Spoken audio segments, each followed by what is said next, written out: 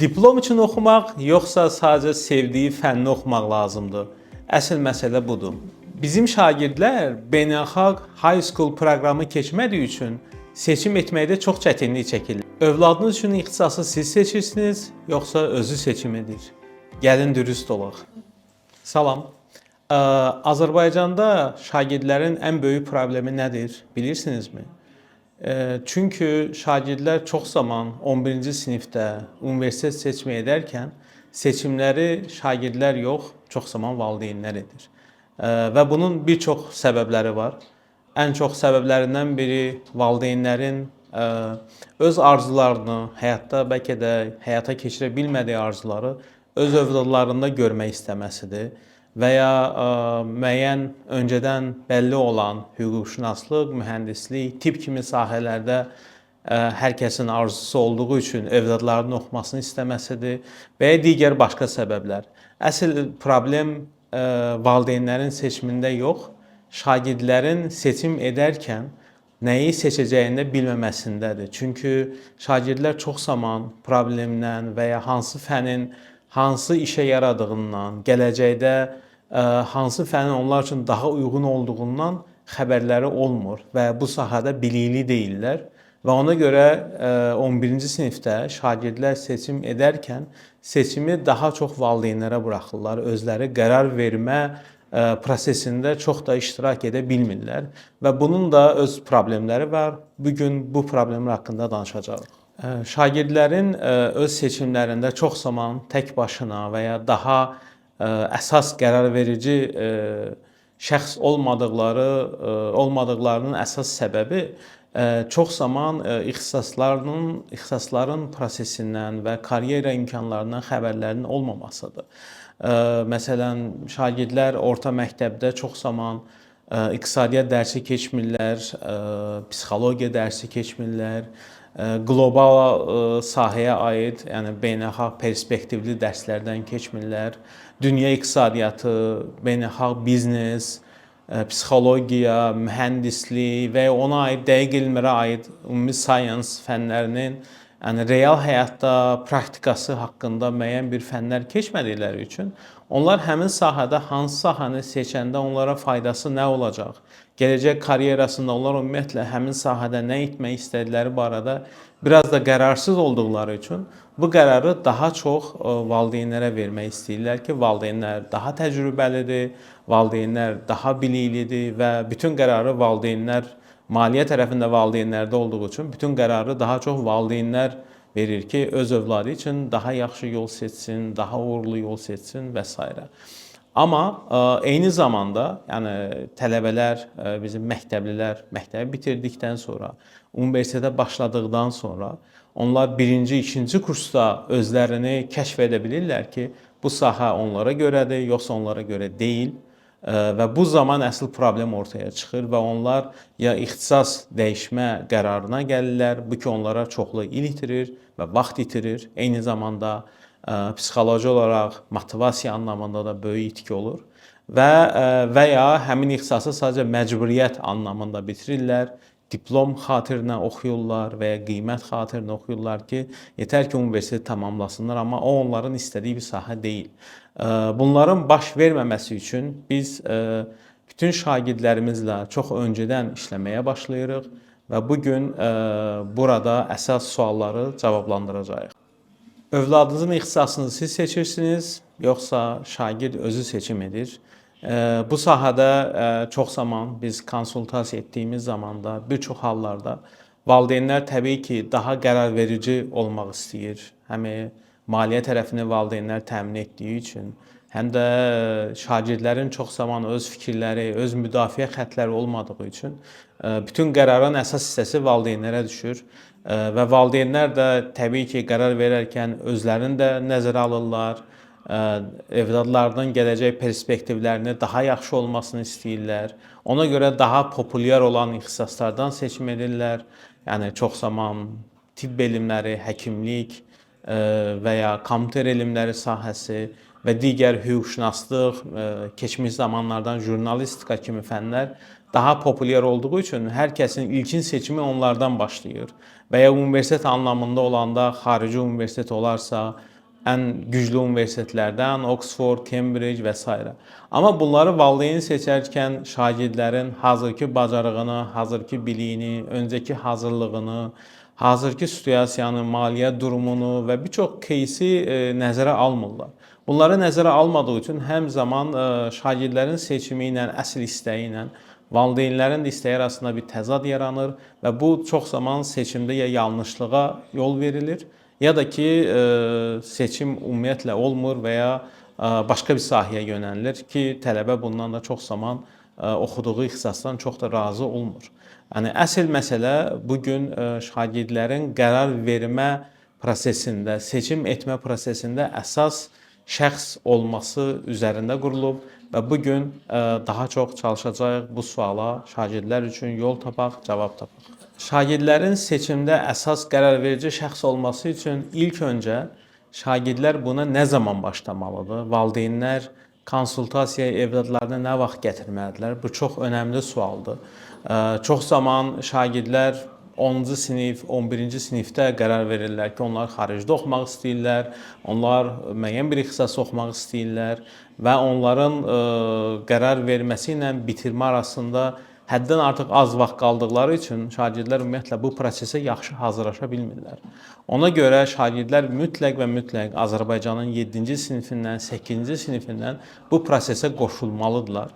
Bu sadəcə Azərbaycanda deyil, bu dünya praktikasında da var, xarici ölkələrdə də var, İngiltərə sistemində də var. Yəni biz şagirdlərə öncə beynəlxalq fənlərdən, bir neçə fənlə şagirdlərimizi tanış eləyirik.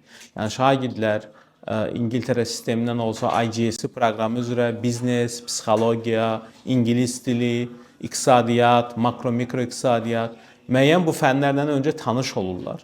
Yəni o fənləri oxuyurlar, daha aşağı, asan səviyyədə. Ondan sonra onların imtahanını verirlər və nəticələrə baxırlar ki, yəni biz bu sahədə nə qədər güclüyük və ya bu sahəni mən nə qədər çox sevirəm. Ümumiyyətlə bu sahə mənə görədir, yoxsa bu sahənin sadəcə mənim üçün adı var. Yəni iqtisadiyyat, əgər biznes sahəsini oxuyuramsa, mən biznesmen ola bilərəm, yoxsa bu sahə mənim üçün çox geniş, yəni çox əziyyətli və çox qaranlıq bir sahədir, çox da net bir sahə deyil.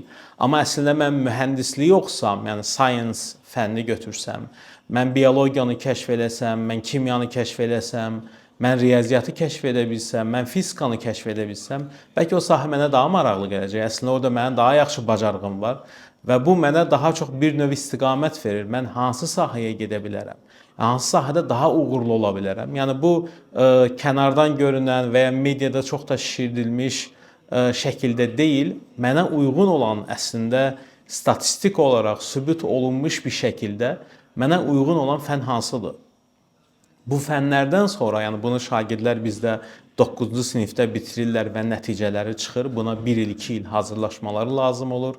Yəni bu nəticələrdən sonra artıq tələbələrdə, şagirdlərimizdə, valideynlərimizdə də bir qənaət formalaşır ki, bu hansı istiqamət bizim övladımız üçün daha uğurludur. Yəni bizim istədiyimiz deyil, bizim arzuladığımız deyil, bizim özümüz üçün etmək istədiyimizi uşaqların üstünə yıxmağımız deyil. Bizimdən də əslində statistik olaraq sübut olunmuş şəkildə bizim övladımızın əsl bacarığı hardadır?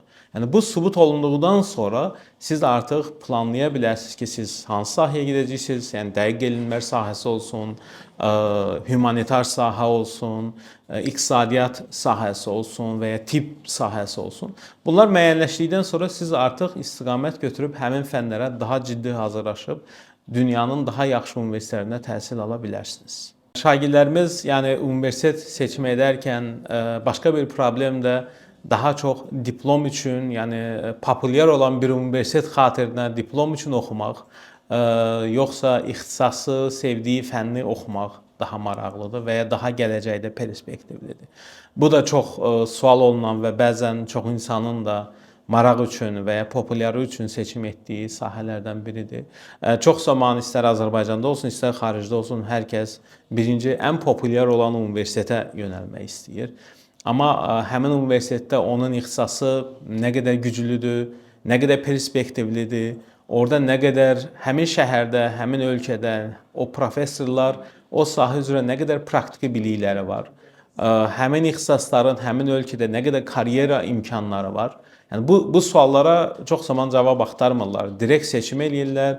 Bu yaxşı universitetdir, bu X yaxşı universitetdə mənim övladım təhsil alanda çox güclü olacaq. Çünki orada çox güclü professorlar var, amma bu sahə onlar üçün nə qədər perspektivlidir, bunu fikirləşmək lazımdır.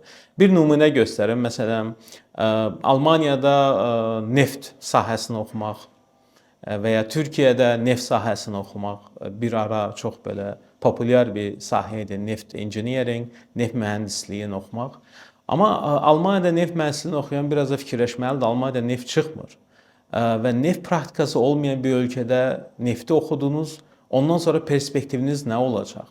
Yəni gələcək perspektivi siz Almaniyada neft oxumaqla harda görürsünüz? Yəni bu sualların cavabı yoxdur. Çünki Almaniyada neft sahəsi bəlkə öz ölkəsi üçün kimsə neft mühəndisi olaraq yetişir, amma Almaniyada neft sahəsində işləyəcəyini çox da bir yer yoxdur. Özünün çünki neft bacarığı, neft istehsalı, neft gələcəyi, karyera perspektivi çox-çox azdır.